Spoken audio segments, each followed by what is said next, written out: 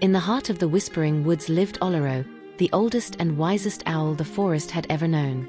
Animals traveled from distant trees and burrows just to hear him speak. He never hurried. He never shouted. He simply listened, observed, and answered with calm, deep words. But not far from his tree lived another legend, Rico the clever fox. With a grin always on his face and a trick always up his sleeve, Rico believed wit was all that mattered. "Why wait for wisdom when you can win with wit?" he often said. And thus began a silent rivalry, wisdom against cleverness.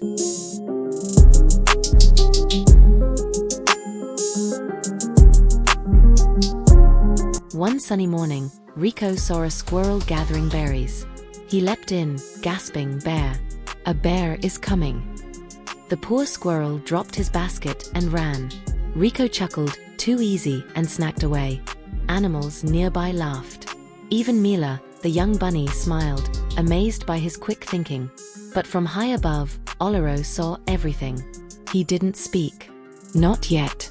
Wisdom doesn't rush to teach. It waits for the moment the heart is ready to learn.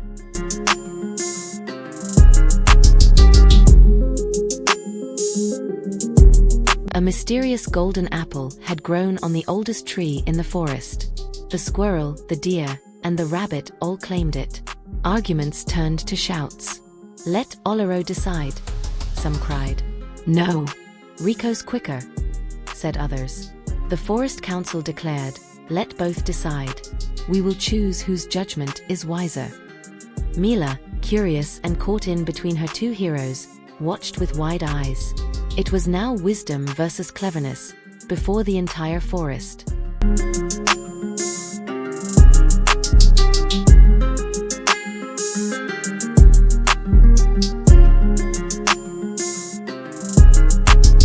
Rico sprang into action.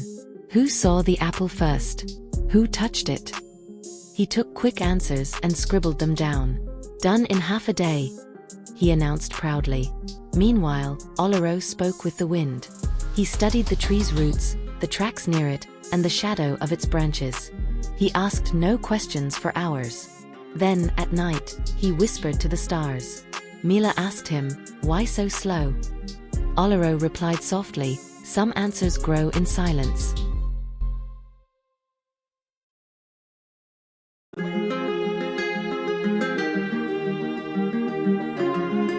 Rico stood tall. The squirrel touched the apple first. He wins. Some animals clapped. It was simple, fast, clear. Then Oloro stepped forward. This apple came from a tree planted by the deer, watered by the rabbit, and protected by the squirrel. It belongs to all.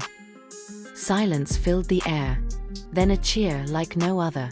The council nodded. Rico frowned, "But that's complicated." Oloro smiled. "Truth often is. But it lasts longer than tricks."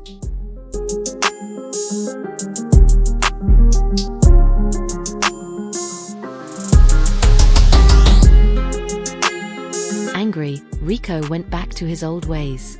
He tricked a mole out of his winter food. But this time, the council saw. "Cleverness without care becomes cruelty," said the deer. Rico was banned from the council's grounds. He walked away slowly, ears low. Even Mila looked away. And yet, in his heart, something stirred. He remembered Oloro's words, and how good it felt when the whole forest clapped for wisdom, not tricks.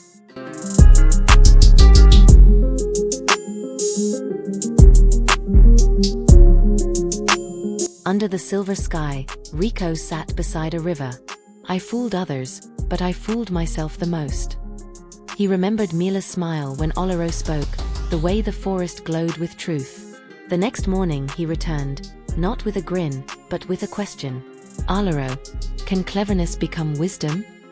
The owl blinked slowly, then said, "Only when it learns to listen." And Rico began again, not as a trickster, but as a student.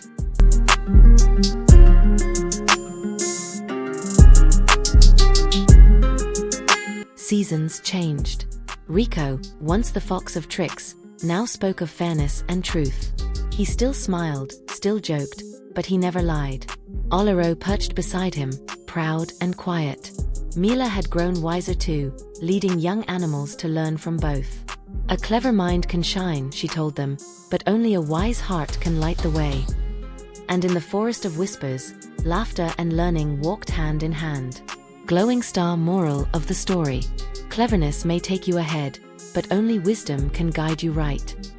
True success lies in honesty, patience, and thinking beyond tricks.